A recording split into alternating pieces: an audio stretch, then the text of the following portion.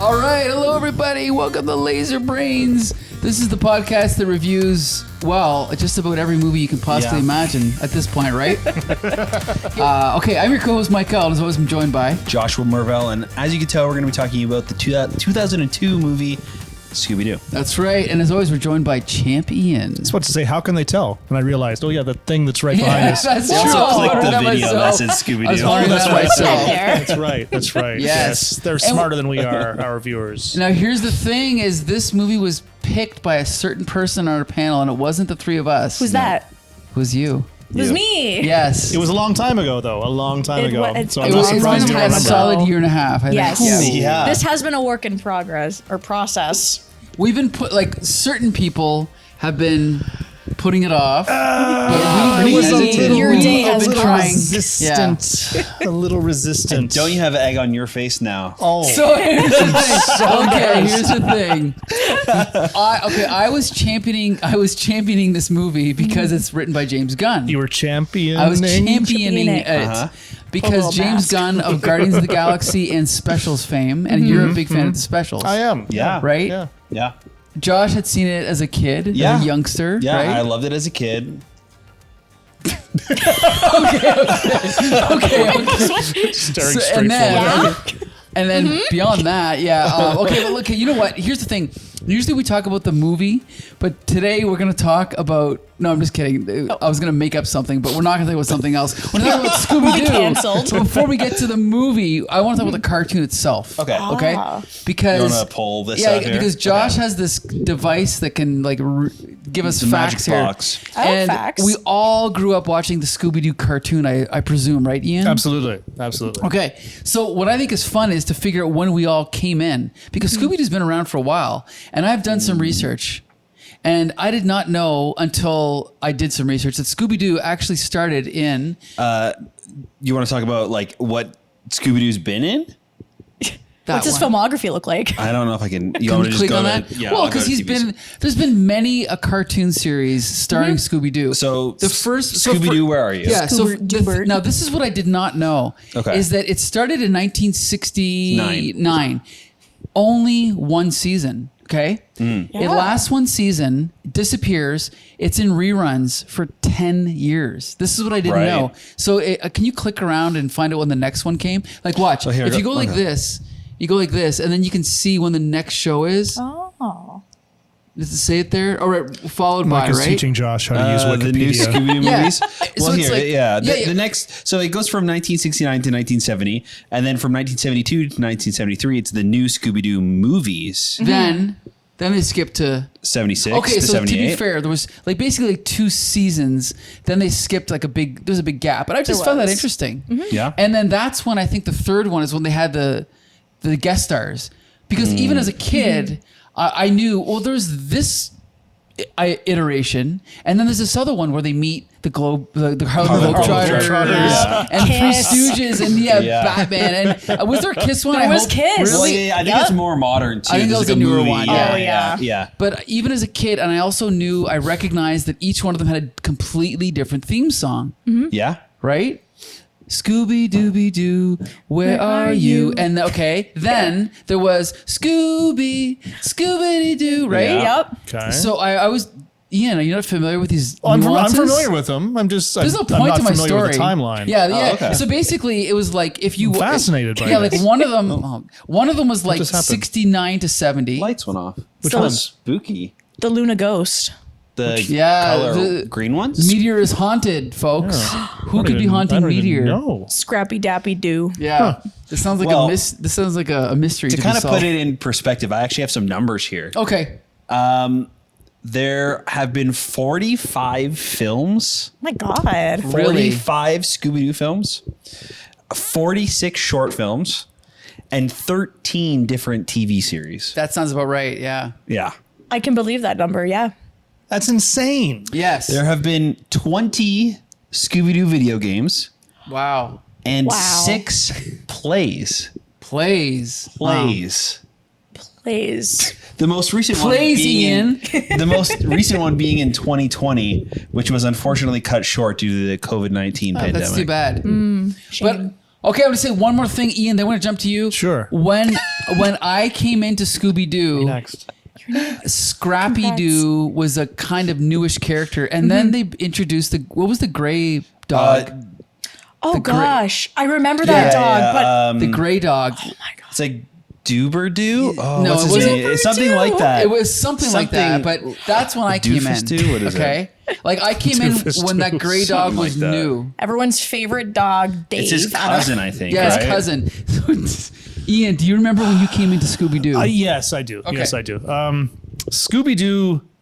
I came into Scooby-Doo around the Scooby-Dum. same time. Scooby-Dum, Scooby-Dum. I don't Sorry. remember Sorry. Scooby-Dum. It's okay. It's okay. I came into Scooby-Doo around the same time as I came into existing. Right? Like I was a little baby, and then once I was old enough to be propped up in front of a TV, I was propped up in front of Scooby-Doo. And one of my earliest memories of having, friends around the neighborhood was that I couldn't go to like I was probably 4 years old. I wanted to go watch Scooby-Doo with my buddy Andy, who lived around the corner. I was like, no, I can't watch Scooby-Doo. Why not? My mom won't let me because it's too scary. What? Yeah. Like the SpongeBob of cartoons at the Yeah. time. Oh. But I was like 4 years old or so, and it was what I watched all the Yeah. fucking time, all the time. Yeah. Okay, who's next in chronological order between you two? I probably Josh. Josh? Probably me. Okay, what's your first experience with Scooby-Doo? I definitely watched reruns of some sort, like probably all of the cartoons, honestly. Okay. And when I was a kid, I think before I even saw the movie, there were animated movies that were often on TV. One of them being Scooby-Doo on Zombie Island.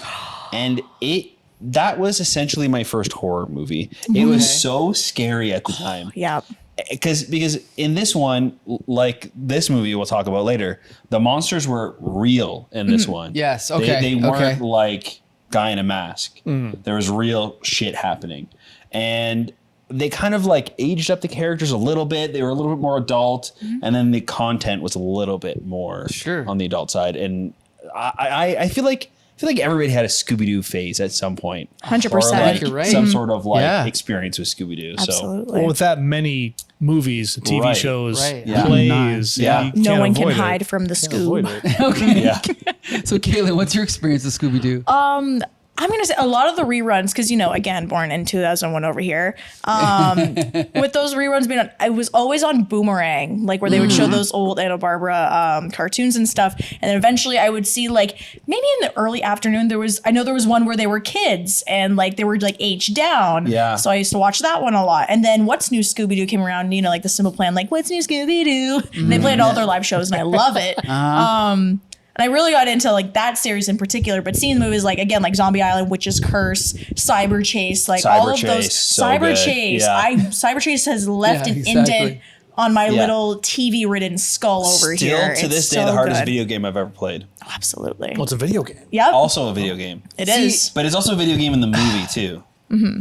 It is remarkable. Trippy. I think when me and Ian were kids, we probably thought, okay, well, Scooby-Doo's a show. It's a cartoon. And we grow up and we kind of forget about it. But then we're like, wait a minute, it's still around.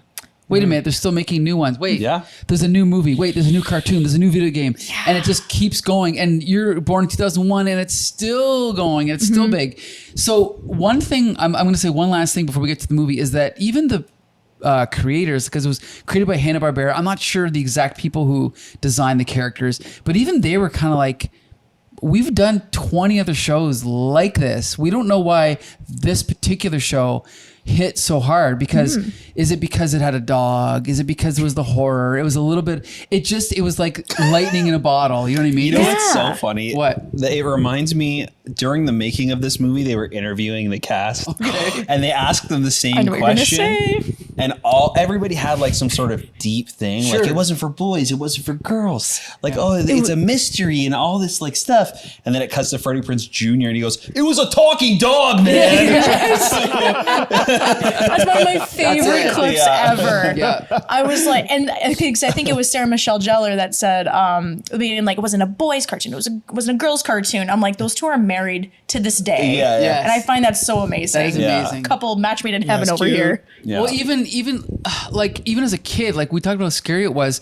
I remember being scared shitless by. There's one episode from the old show where there was like a guy who played what's it called, the bagpipes. They go to a haunted house. It might have been in Scotland, and this guy's playing the bagpipes. And because of that episode, I'm still scared of bagpipes to this day. Wow. So, yeah, Oh my gosh. it was legitimately scary. There was something to it. Yeah. Okay, let's just forget about that for a minute. We'll come back to it later. You won't find Mike at the Scottish Carousel Nation. No, no, Scary. You will not. We're going to talk about this movie. I remember going to a drive-thru in 2002, and it was on, but I didn't watch it. So this is technically my first time seeing it. Ian, same for you. Same for me. I didn't see it. I didn't ignore it at a drive-thru. Okay. Yeah. Same story. Yeah. Okay, so Caitlin, this is your pick. You have to tell us. Yes. many I times? would watch this movie on repeat so much on DVD as a kid. The menu playing the same little spooky island music, like the ambiance, that would play all the time throughout the night. My mom would have to come in at 2 a.m. and like shut Okay. it off. And then I'd be like, oh, okay, Scooby-Doo's off. It's time for slumber. Yeah. But it held such a grip on me. And to this day, like it's such a fun movie. I think I consider this one of my Mind Palace movies. When I say Mind Palace, Okay. I can watch this movie and almost word for word, I can Gotcha. follow along quote with it. Yep. So it's my own Mind Palace box office going on here, and I consider this one of those movies. Interesting. Josh, what's your story with this movie? Yeah, I did see this in theaters, and I liked it as a kid. I was 7 when it came out, and I had a blast. I also really love the sequel. I remember 100%. I had that one on DVD, but not the first one. So I actually watched the second one Wow. way more All than the different first one actors, for some right? reason. No, They all came back? Everybody. all I came didn't know back. that. Everybody came back. Oh, yeah. Wow. And they picked up a Seth Green along the way. yeah. Oh, interesting. Yeah. Okay. I didn't know that. I did not know that. It's I don't. It might be just because it's the one I watched the most, but I remember liking the second one More? a lot more. Nostalgia's a curse. I yeah, get that. yeah. But I do love this movie. Okay. It really holds a special place in my heart. But I do know that while watching it, my goggles were on. You know Yeah. what I mean? Like, Yeah. I 100%. totally understand because this movie is weird. Well, I think I know how Ian feels. How do I feel, Because Mike? but all these superhero movies we've shown Ian that he's never seen before. Right. And he comes in as a objective, like outsider 20 years after the release. Yeah. That's how I think feel. And I'm imagining you feel about this movie because we have no nostalgia glasses. Well, I have nostalgia glasses to a degree Okay. because I did love the Scooby-Doo cartoon, whichever one of the 25 ones I was watching. Right. And that's very much burned into my brain. Sure. And this movie, despite the fact that it's kind of trash, it does a very good job of recreating what made Scooby-Doo the cartoon, Scooby-Doo the cartoon. Absolutely. The cast was perfect. The cast was I will give you that. absolutely perfect. Yeah. Yes. And I mean, everyone's great, but then Matthew Lillard is Phenomenal. transcendent Yeah. as Oh my- Shaggy. So fun fact, True. he still plays Shaggy to this day. He's now the voice This of movie Shaggy was the in reason. everything. Really? I'm That's not, cool. I'm That's not cool. remotely surprised by that because he He's knocked so it out of cool. the fucking like park. no one in Hollywood could have played that role better than him. That's what I 100%. think, right? Nobody. Granted, I was sick of him after about halfway through the movie. I mean, I was sick of him when I saw him in Scream, but he's still perfect in this I love movie. him. I'll give him that. So, okay, why don't we just quickly run down the actors before we get to the plot? and Yeah, everything for else. surely. So, Freddie Prinze Jr. is Fred. Freddie Prinze Jr. is the most handsome man in the world in this time. At this time, I was astonished how handsome he was. Caitlin, do you agree?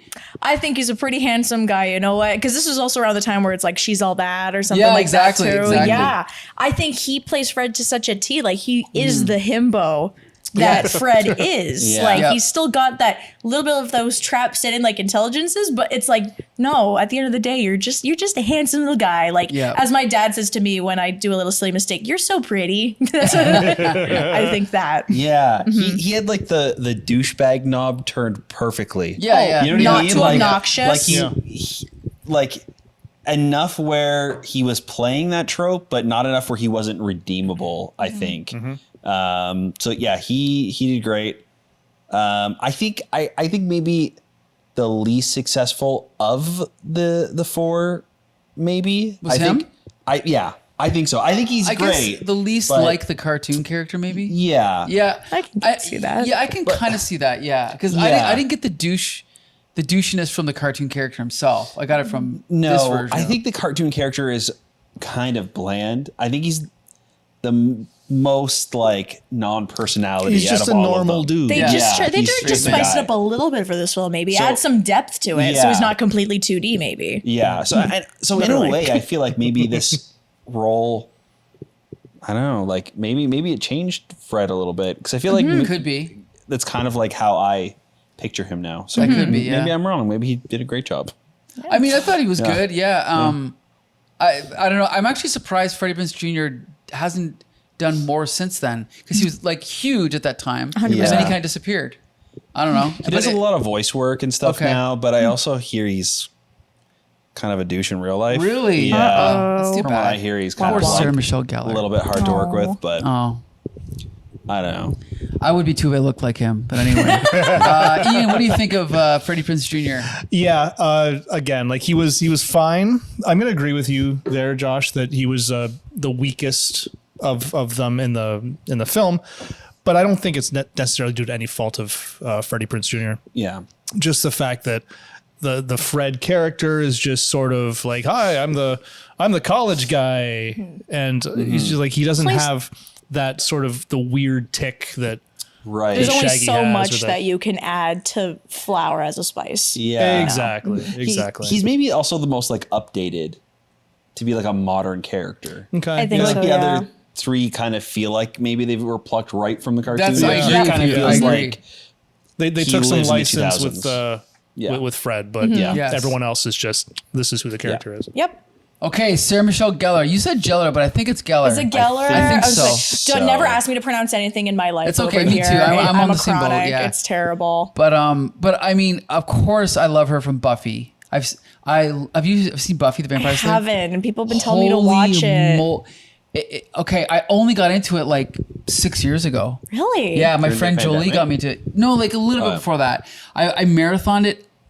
I couldn't believe how good it was. And I'm not kidding. I hear nothing but good things. Same creator as Firefly. Ian. Yeah, Joss Whedon. It's- I have personally R.I.P. not really had much. I haven't watched any Buffy either, Okay. but I'm going to sit down and Yeah. marathon it myself based on that. Yeah. Just on Joss Whedon. And she is, because I always thought, like when I saw her in Cruel Intentions, I thought, okay, she's pretty good, but she doesn't quite. She I didn't know if she could do humor. But when I saw Buffy, she can do humor 100%, and she was Really? good in this too. She was funny in this. So again, we talk about perfect casting. I think she's perfect for this. What do you think? I think she brought it like a good level of, like we were talking about depth with Fred, because she is like the pretty one in like the cartoon, but then they add a little bit more to like plot wise, like, oh, she's sick of being the damsel in distress, the Right. one that's always taken. So they give her, oh, cool, now she can whoop this WWE like El Nacho Libre's cousin over here. Like, she can Right. kick his butt. Like, I think that's cool. Overall, I think definitely good casting. You can ask me anything about this cast, and I can say no. I would never see anyone else in these Okay. roles. Yeah, So that's fair. safe to say, I love her in it. And it also the fact that she was in Buffy. Buffy is vaguely similar to this. Right. The characters, by the way, the group of friends in Buffy are called the Scooby Gang. What? Yeah, that's what they call themselves as Oh. a joke. So there is some. It's almost like when. It's almost like a fan casting. Yeah. Like she's the perfect person for this. Yeah. What do you think, Josh? Yeah, she's great. I think that she does a good job of riding the line of like playing that turn of the trope, Sure. right? Because she's like, Yes. I'm not a damsel in distress, where she kind of is sometimes. Yeah. And it's a good like balance. I never felt like I was rolling my eyes 100%. thinking that she was like the opposite, you know what I mean? Like, I'm not like other girls kind of thing. Like, Yeah. I think and I think that's difficult to do. Very Sure. much. To kind of balance that. So yeah, she was good. It's hard to keep her from turning into like a Mary Sue type of thing. Yeah, like, yes, yeah. but they do a good job at that. Yeah. Champion. Yeah, no, she was fine. I'm going to say that she was my second least favorite Okay. of the Yeah. main cast. Okay.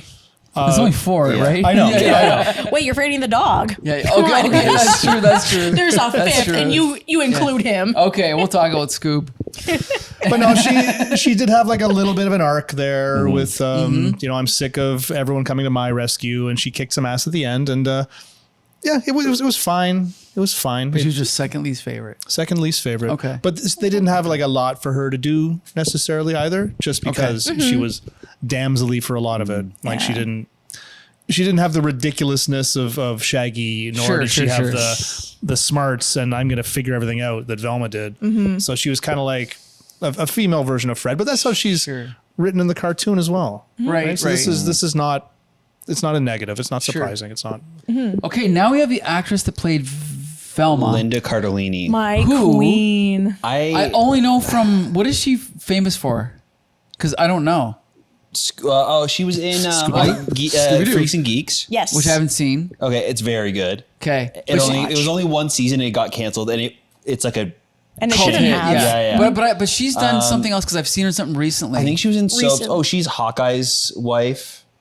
In Laura the Barger's. Avengers And movies. she's also in Guardians of the Galaxy 3 as Lila. Oh yeah. Yes. the Okay. Otter. Okay. Yeah. She was actually really good in this. Oh my God. I love What her. do you think? I think she's my first celebrity crush. Yeah. Well, I can see why. Yeah.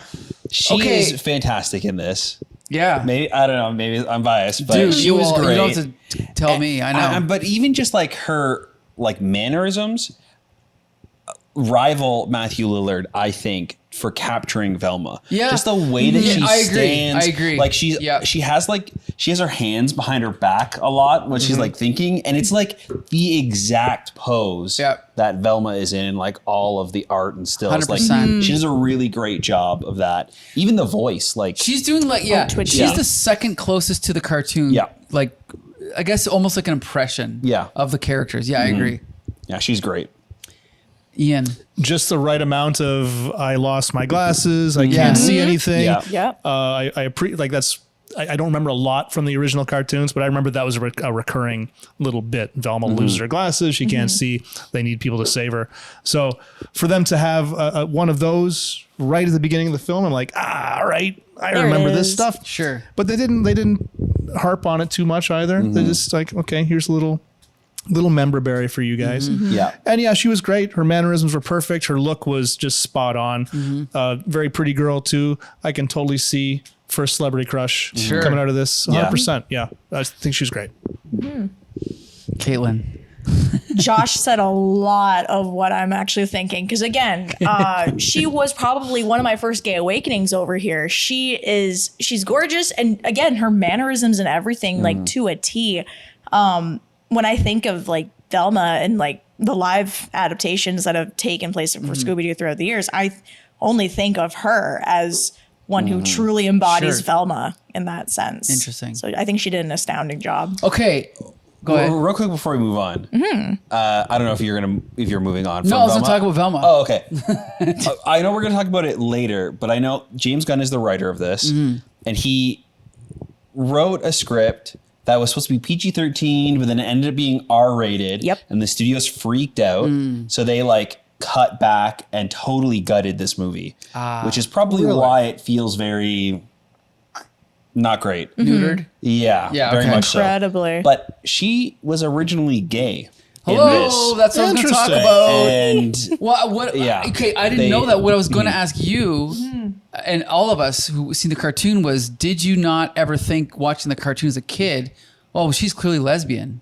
Like, did you think that when you were watching as a kid? Or I caught vibes, yeah. Okay. My gator took some time to actually turn on Sure, at the time, sure. but eventually I'm like, okay, it's obvious at this point. Like Right. she's so coded as it. Right. Why not just make it like official? And I know they've been more lenient in like recent adaptations, one of them being the Mindy Kaling one, which I'm not really a fan of. There's that Velma cartoon. Okay. But they have been more open about it, like Sure. in most recent adaptations, Okay. which I can appreciate. Yeah, what about you, Ian? Did you ever think that as a kid? I was 4. I didn't Okay. really understand the concept of sexuality, let alone homosexuality. But as I got older and as this sort of stuff is in my periphery, it never really occurred to me, but I can see like as you say, coded. I think it's latent. It's under the surface. Sure. there. Yeah, I can see it. There's layers. yeah, obviously as a 7-year-old, my gator was not going Sure, off. sure. Yeah. But I kind of like that that adaptation though. Like I like that Sure. character change. I think it's I mean, yeah, why not? So you're saying, Yeah. you're saying Like they wish that James Gunn would have been more overt about it? You're saying, or Yeah, I wish that Yeah. they could have gone with that I storyline. know like and not in At the very least, allude to it. Allude to it, because they not- didn't do Yeah. any not, of that there. No, you're right. They should have. 100%. I think there was like a little bit of it, but I can't remember the deleted scene there was when her and Fred are walking through the airport. She says, like she's talking about how she's working with NASA, Yeah. blah, blah, blah. And then she goes, I'm on a journey of self-discovery. And I'm pretty sure that's the moment where like there was an insert of like, it was showing a flashback to it. And there was a scene in the trailer where she was partying up in the shower locker room with somebody. Never made the final cut for reasons I can't understand. But yeah. but no, they did allude to it a little bit. But again, that could so easily be overseen, like Sure. especially Yeah. to people just watching as a first watch. I think if it came out today, they would have been more overt I about think it. so. 100%. Yeah. Yeah. They made Scooby-Doo woke. There's a talking dog. yeah. I know. The dog is speaking. Yeah. Yeah. I guess we have to talk about Scoob. Scoobert, Doobert. Yeah, I'm sure that somebody voiced Scooby-Doo in this. So here's the thing. Okay, this is going to Neil Fanning. bring us to the focus of this adaptation, which is the fact that it's a cartoon adapted into a live action film, and this is kind of where it's like everything hinges on this, and this is where maybe I have the biggest problem personally. Is I don't know. I never really like when they make any cartoon to a CGI adaptation. For example, the other day I was flipping channels and I caught like a 3D version of Garfield, and it was like, like this kind of lighting and like 3D texture. And I'm like, I just want a cartoon. I just want a flat 2D cartoon. And I personally, even though this movie was never going to be anything other than what it was, maybe a 2D cartoon would have been better. What do you think? I agree. Wow. Okay. I think animation is the way to go for something like this. Yeah. I mean, the technology is there where we can make it look a lot better today because it's pretty rough in this movie. You could definitely see the limitation. But I just don't think I don't. It's like What's the point? Yeah, what better, is it adding? Yeah, like better fur and And better. either way, right? If they did this now with a 3D, it's going to be just as like what you're saying. Uncanny And I Valley. agree with you. Yeah. Even if they get rid of anything that makes an uncanny valley, even if it now looks completely realistic, If the whole thing was animated, it it's would a just be better. cartoon. Yeah. Scooby-Doo is a cartoon character. Right. And I think that what they should have done, because they had the technology to composite all the 3D Scooby into there, just do a 2D, composite in the same way, have it like a Who Framed Roger Rabbit Yes. on the good end, or even like a Cool World on the low end. Hopefully not. But just something where Yeah. like it would have done so much to make this feel more like an actual Scooby-Doo movie and not like, I don't know, it's like they were riffing on it or something. It just didn't feel like it was real. Yeah. What do you think, Caitlin? So in terms of bringing 2D characters like to life in such a live action movie, I can't help but think about how I felt seeing the first Sonic when that one came out with the uproar that everyone was in about it. Yeah. And looking at this now, I didn't care for how this was portrayed at the time, but I'm like, no, I can see how this is a computer generated ick. You know what I mean? Yeah. Like it's not like some of the lighting will catch and I'll be like, oh, see, this is where they had trouble making the lighting on this with this. So I can see why making it 2D would be like Who Framed Roger Rabbit style. That'd be really cool. I would like to see that. I would like to see more of that. Because they did it for Looney Tunes Back in Action, I think, where they had Really? Shaggy and Scooby sitting at the With table Matthew Lillard. with Matthew Lillard. Yeah. Wow. Yeah. And I thought that would be pretty neat and stuff. But fortunately for me, it doesn't make or break this because again, nostalgia is a curse. I have too much fun with this that I put on my rose like colored lenses and I just watch away. So I think the one case I can make for the live action being better and doing the CGI Scoob is if it was James Gunn's original vision, I think maybe it could have worked better because I think it's supposed to be more of a trope, right? Sure. Like showing these like cartoon characters in real life and how they really are can maybe add, like the live action can maybe add to it. But yeah, where it ends up, where it's just like a kid's movie, it should have just been animated. Yeah. I would have preferred animatronic Oh yeah. to that. Like a puppet? Like a puppet. Like Matthew Lillard in Yeah. Five Nights at Freddy's. Yeah. Big animatronics there. Never seen that, but Do you want to? I don't know. Probably not. Probably not. No, I that's an interesting point, Ian. But you're right. It's like it. Unfortunately, look. Let's put it this way: if you grew up with it, there's like obviously you're gonna see it one way, and we're gonna be like, this is just another CGI thing, just like everything else. Yeah. So unfortunately, that's how I see it. I just see it as like. It's like anything. It's like, the way you see the Mark Hamill Joker, to me, that's one of 20 Jokers. But if you grew up and that's your first Joker, then like, oh, this is the Joker. But Right. for me, it's just one of many. And this Scooby-Doo is one of 45. Countless. Right? Or whatever. Yeah, whatever it was. Yeah. What do you think, Ian? Yeah. No, I mean, like, that's right. At the end of the day, it doesn't matter. Yeah. At the end of the day, it doesn't matter. At the end of the day, there are far more egregious things wrong with this movie than Okay. So let's talk about Yeah. that. Okay, Sure. look, there's many things we can talk about with this movie, but I'm going to talk about two things that struck me right away that I didn't like. Okay, and I hope you're going to bear with me for a I minute. take this here. as a grain of salt. It's yeah, okay. I'm with you. I've Okay. heard it Yeah. all. Is that the fact that the movie opens with them in the middle of a crazy adventure? I personally don't like. I would have rather them started very small scale and built from that. That's one thing. I don't like the fact that disagree. You disagree? Yeah. Okay. I don't like the fact that we get the tired plot of the first movie we're introduced to these characters and they quit within 5 minutes and break up and then have to get back together. That's a cliche of a lot of Hollywood adaptations like Judge Dredd. And movies where it's the first adventure and in the first 5 minutes they quit. And like, why? This should be the 10th movie, not the first. But I also think that overall the movie was way too much about spectacle. And like when they get to the island and there's all this crazy shit happening and there's 1,000 extras, I wish they would have went to a haunted house in Scotland and just had one ghost.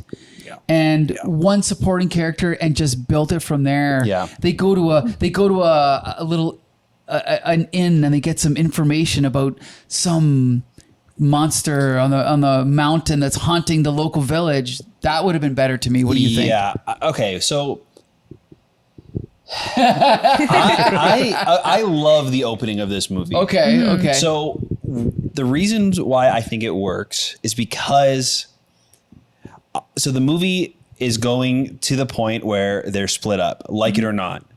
And I don't like it. Okay. Like it doesn't work. Right. But I think that showing them working together at the beginning and how everybody in the world knows how Scooby-Doo works and showing them that this is the gang that we know and seeing them at like their height and then seeing them at their lowest right afterwards. I think that works. I also think it's the best sequence in the movie. The Luna Ghost is such a cool villain. That's a brand new design for the movie. It being a practical thing and it jumping around and grabbing Daphne and it blowing fire, you can kind of like see how the like costume itself works with like the fire and everything. Like it's very fun. The fact that it's like in this old abandoned factory and it looks like Attack of the Clones kind of factory, where it's like there's just like blades and stomping things, but it's a cartoon. It works. Like I really love the opening of this movie. To me, it's great. I did not, but I agree with you, Josh, 1,000% of that. Sorry, Mike, but when we're dropped right into the middle of it, there's this caption, there's a caper of the Luna Ghost, and I'm seeing this cast that we touched upon as being perfect, and they're doing exactly what I expect the Scooby Gang to be doing. Perfect, I thought. And practical effects, everything looked good except for Scooby himself. And it was quick, it was to the point, get you in, and then we're on to the next part of the movie. Yeah, it's cheesy that they had to break up, so they get back together. But the opening, I think, was as good as they could have done. I don't see how they could have necessarily got much about that. Yeah. Hey, Caleb. I am going to have to agree with Josh and Ian. And this is not just because of my nostalgia curse. I think because we know the trope of after so many adaptations of this, we know the trope of who they are. Scooby and Shaggy, here they are. They're being goofy again and running with the ghosts and kind of causing the ruckus. Daphne, damsel distress, and Velma and Fred with the plan and delivering this is how he was floating around and stuff. I think it's good because yes, we know who they are. We're getting a slight reminder of who they are as characters, but then you bring in the breakup thing into it, and it's again at their highest and also at their lowest. So I think that beginning sequence, it was good because it's you're paying a little bit of homage. Yes, these are characters now. See who they are each individually. Now this is how we're going to turn it into something else. This is how we're going to transition and make this plot actually pop off. So it doesn't feel just you're watching the cartoon at home. Because again, it is a movie at the end of the day. You gotta have you don't have to have something of a grandiose idea or something like that. But I think with James Gunn in this case, I think he did a really good job at making it so, but not to the point where it felt, I don't want to say unrealistic because looking at Scooby, that's supposed to be realistic things. Get it. But that's just my humble opinion on that one right there. I think what I appreciate too is what you were saying about member berries. I think that they kind of get it all out of the way in that beginning sequence. Velma drops her glasses. She can't find them. Shaggy and Scooby-Doo are in each other's arms. The plan goes afoul. Daphne's being captured. It's all of that stuff. And then the rest of the movie is essentially the story of them breaking those tropes. Sure. So it, I don't know. As a setup, I think it's a really great setup. It's just not worth the payoff. That's the thing. After it drops in the first scene there, and I'm thinking to the 35% Rotten Tomatoes score that this movie has, and people tell me you're going to hate it, and I'm looking I'm enjoying this so far. Yeah. That opening scene I was really into. I thought, this is going to be a good movie. This is going to be another specials. This is going to be another... a hidden gem. That's the opening scene was. But then... So, okay. As I said, I have my opinion of Caitlin, what do you think about this whole, and I guess it's the last half of the movie when they go to this island. Do you agree that's how they should have done it? Do you like it? I like the fact that they had traveled for the secondary location purposes because it's we're in new territory now. They're sticking to, again, paying homage to that trope while also not bringing it to make it too outlandish in that sense. I agree with what you said earlier on it being very spectacle. Liz, we're focusing a lot on this. I think Scrappy-Doo being the villain towards the very end could good point to make this is how we got rid of that little freak over here. Sure, a good callback from eventually when he's the villain at the end. But now he's gonna take over the entire world with these demons that are on this island that we have ancient rituals and stuff about. And somehow Scrappy-Doo knew about this. I don't know if he... I don't know. That part got saying out loud makes you realize more maybe this is why people don't, totally love this as much as I do, which I can appreciate. I can appreciate differing opinions, opinions. The whole twist and essentially crux of the story is based off of a gag that they had an idea for, which is why the Scrappy-Doo doesn't work. So it doesn't make any sense that he's the villain.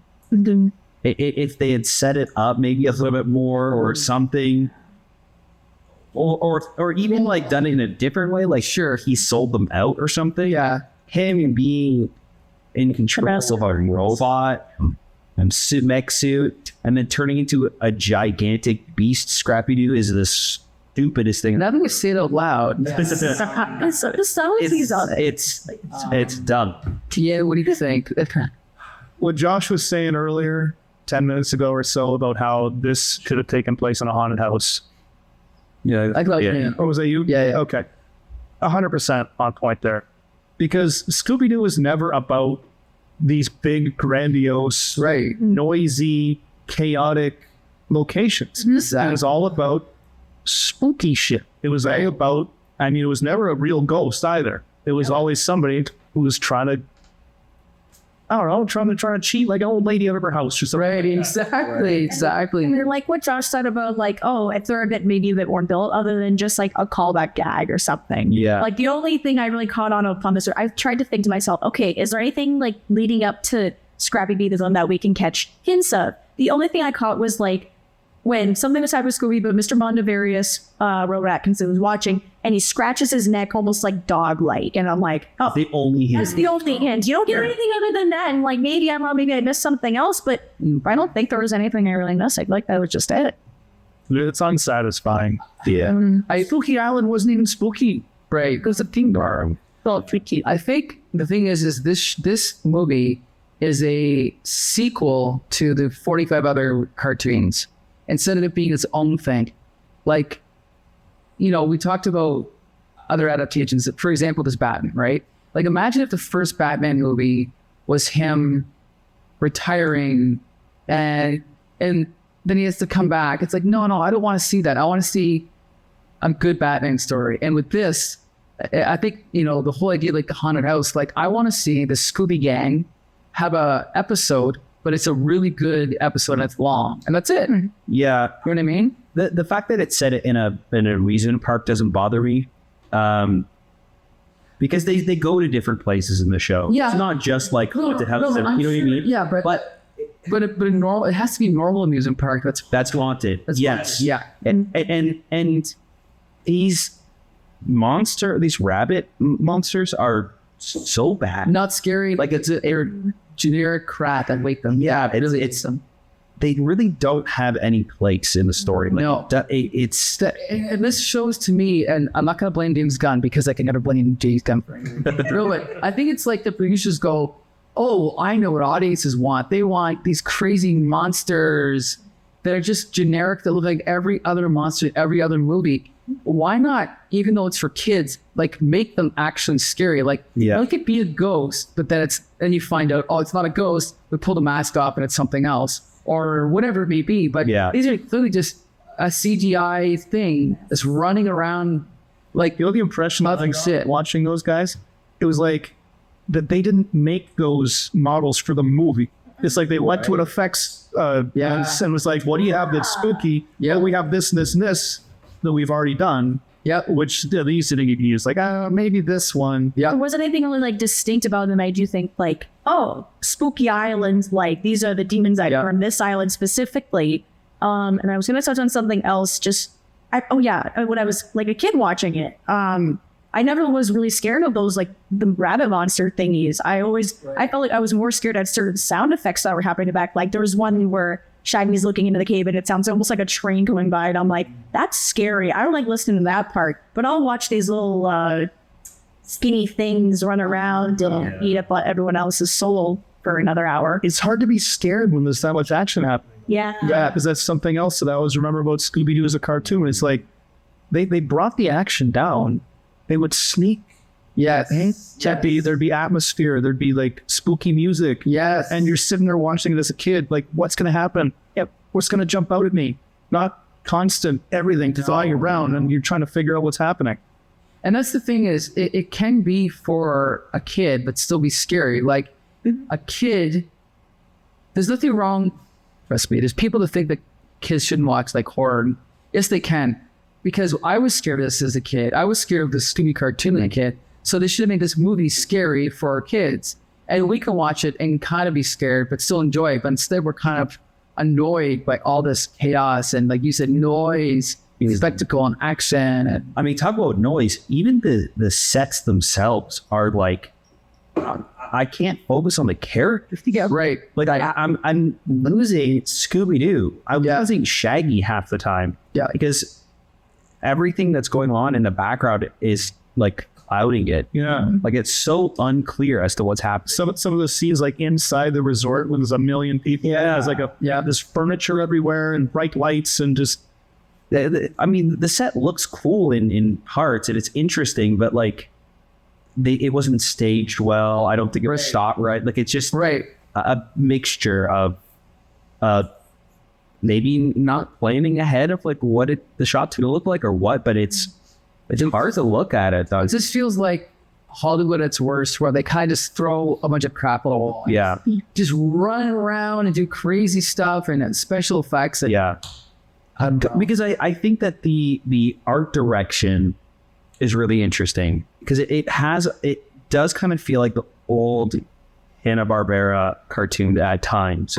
They keep kind of cutting back to this one doorway into like a diner or whatever it is, and it's like a big mess, and the mouth is the doorway, and there's like the two windows for the eyes. It's really cool. It reminds me of like a tiki ghost or whatever from the cartoon, right? Like the and then the disco ball feels like it was almost like drawn originally as like a Hanna-Barbera. Okay. It's like the skull with like the spikes. Like there's these moments where it's like, that's really interesting to look at. I like it, but I don't have a chance to like With so much like throughout seconds on, it feels like we took Adderall for the wrong purposes. And now you're noticing too much going on. Yeah, and that's not a problem just for the set. The movie's the same way. Well, yeah. What's the mystery of this movie? Oh, you don't have to. I know. There's no mystery. What are they trying to solve? Listen, look. Hollywood thinks that this is what people want, and I've been saying for many a year that they're wrong. Because if they would have taken this exact cast and put it in a slower paced story with an actual mystery, with actual clues, and pasted it at a normal rate, I still think people would enjoy it, I think. And the thing is, kids are smart enough to understand that sort of thing. Right. If you write to their level, right, you don't need to dangle shiny things in front of them for 90 minutes. Exactly. And count on that and that alone. Yeah. Well, okay, you know what's a good analogy? I can't believe I didn't think of this before. Transformers. Because Michael Bay's movies are juvenile, I think stupid, over the top, schlocky action pieces of crap. You're that Michael Bay? Yeah. And if you go back, Never heard this take before. yeah, hot takes. But if you go back and watch the original show that Michael Bay thought was a kiddie show, some of the episodes actually have stories, and they have mysteries, and they have scenes, Romance. and they have romance. They have actual story arcs. And it's like, if that was good enough for a 12-year-old then, why isn't it good enough for 12-year-old now? For a toy commercial. Right, essentially. Toy commercial. Right. With better character development. Yes. Better story. Yes. My favorite episode of Transformers is The Girl Who Loved Power. Yes. I love that line. it. This human woman falls in love with Power Glide. And it's just about them in their romance. It's so dumb. I love it, but it's like... We're not going to talk about Transformers all night, but I have one. Right. They go, okay, Trax and Blaster are patrolling for Decepticons, and they run into some breakdancers. Yeah. Okay, so No. and the breakdancers, somehow through the course of this meeting them and talking to them, they find out that they go to this nightclub. And they go to this nightclub, and they figure out that the music is being used to mind control people. And then they find out that they're being turned into slaves. And they find out that they're being controlled by Starscream and Soundwave. And they're being used as slaves to load something into something from Megatron. But the point is it's a mystery, and there's clues. First there's the breakdancers, okay? Then there's the nightclub, okay? And then there's the DJ booth. They look up at the DJ booth. Why is Starscream? So it's a big mystery. Exactly. It's great. Anyway, Blaster's my favorite Transformer. Blaster. Oh, he's so I love it. Oh, and by the way, the episode climaxes with Soundwave and Blaster having like a, what is that called? Like a rap battle? No, not a rap battle. But I'm pretty sure somebody in that episode says, "Let's make like Michael Jackson and beat it." It's like the worst melody in the news fever. yeah, exactly. Yeah, what is happening? We're gonna go start a Transformer. I think we are. Oh boy, yes, we are. Okay, is there anything else to say with Scooby-Doo, Kaylin? What do you think? You know what? At the end of the day, is it the most perfect movie in the world? Absolutely not. But you know what? Childhood nostalgia, we all love it every once in a while. In too many big doses, it can kill you. So I think the fact that there's more Scooby movies now, let's take it down a notch a little bit, please. If that's my message for both things out there. Kid champion, what do you think? I can see where this could have gone, Yeah. and it kind of frustrates me a little bit because of it. Because the cast is so perfect. Right. And it bums me out that they just put them in this frenetic, noisy mess. Right. And I really wanted to like this movie. I really wanted to like it. And I did enjoy the first little bit. Yeah. But as soon as they got to Spooky Island, I'm like, you know what? I'm checked out. I don't know what's going on. I don't know what Scrappy-Doo has to do with any of this. I don't know who these rabbit things are. I don't know why there's a bowl of people's souls. Nothing makes any sense. Sorry, I don't know. Yeah, I'm sorry. Yep. I'm sorry. that's a bad movie, but I love it. It is that nostalgia. I don't know. I think if it wasn't for the actors and like their costumes really help, I don't think it would really hold as much like place in my heart. And I must say, I think the sequel is much better. There's an actual story and like a mystery, like something like an actual thing that they're trying to solve happens. Scooby-Doo, let's look at it. Yeah. So, are we going to find out when you were doing Scooby-Doo 2? I don't know, or maybe I don't know if they can. CNN New York. Yeah, exactly. Well, it's called Scooby-Doo 2? Monsters Unleashed. Scooby-Doo 2, Monsters Unleashed. Just think of it. That's what you mean. All right. Well, we want to thank Kaylin for suggesting this film. And I want to thank you guys for, pushing yourselves through this. Yeah. Despite getting to the island and thinking, oh, what the hell did we let her do? What have we done? So thank you. No. I'm glad I saw it. I think you haven't, of course. For sure. It's my discussion too. Yeah, good to see. Yeah. Always good discussion. Yeah. Discussion. Sometimes the worse the movie, the better the discussion, I find. Yeah. Absolutely. Oh yeah. And you know what? I think everybody enjoyed watching the movie. That's true. Like you guys probably had fun watching it. Like it's That's between a good movie and an enjoyable movie. Yeah. Right? That you found next year on this podcast. Yeah. Champion, we want to thank you for hosting Movie Night in the Week. Anytime, especially when the movie's as good as this one. Woo! All right. I'll be here anytime. Every Wednesday, except when it's on Tuesday. Scooby Tuesday. Yeah. Yes, Scooby Tuesday. By the time this airs, this will be out of date, but we have a bunch of cool movies coming up. So just come every Wednesday and Tuesday and Friday and Saturday and Sunday and any day that ends in Y. yeah, there you go. And Josh, I want to thank you for telling everyone where all our episodes can be found. That's right. You can find all of our stuff over on our website at comicbooksyndicate.com. You can also find us on our YouTube channel. They're under the same name. So let us know what you guys think about Scooby-Doo. Keep in touch. Until next time, see you later.